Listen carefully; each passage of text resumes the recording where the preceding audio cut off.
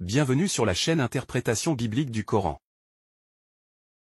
Comme vous le savez déjà, les exégètes nous disent que Mohammed était non seulement le prophète de l'islam, mais également un guerrier sur le sentier d'Allah. Cela demeure probablement possible si l'on considère que Mohammed est véritablement le prophète de l'islam. Cela étant, la question maintenant est: que nous dit donc la Bible des prophètes guerriers? Sachez qu'Abraham est le premier modèle de prophète guerrier que nous pouvons trouver dans la Bible. Il avait été le champion d'une guerre de 9 rois. Le récit concernant le rôle héroïque joué par Abraham dans cette histoire nous est raconté dans le chapitre 14 de la Genèse.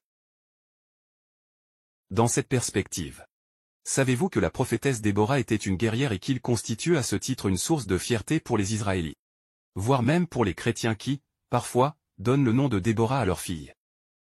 Si nous cherchons soigneusement dans le Coran, nous trouverions que le Coran nous parle aussi de Déborah sans la nommer. Je laisse le soin aux orientalistes et aux chercheurs d'examiner cette piste dans le Coran. Pour ceux qui connaissent le récit de Déborah, ils savent bien qu'il n'y a pas seulement des hommes guerriers dans la Bible, mais qu'il y a également des femmes guerrières dans la Bible.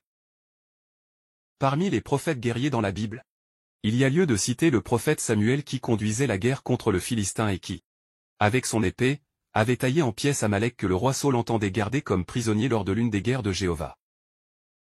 À ce propos, avez-vous jamais lu cette expression dans la Bible? Les guerres de Jéhovah et le livre des guerres de Jéhovah. Si vous n'avez jamais fait attention à la mention du livre des guerres de Jéhovah, je vous invite à faire vos recherches dès maintenant.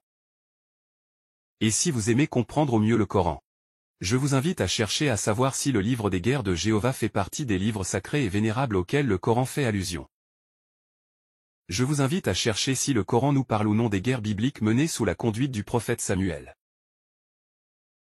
Sur ce, je vous laisse le soin de faire vos lectures et de faire vos recherches si vous entendez lire au mieux le Coran. Et si vous entendez comprendre au mieux le Coran. En attendant, je vous souhaite une très bonne journée. Et notre rendez-vous se renouvelle à la prochaine édition. Au revoir les amis.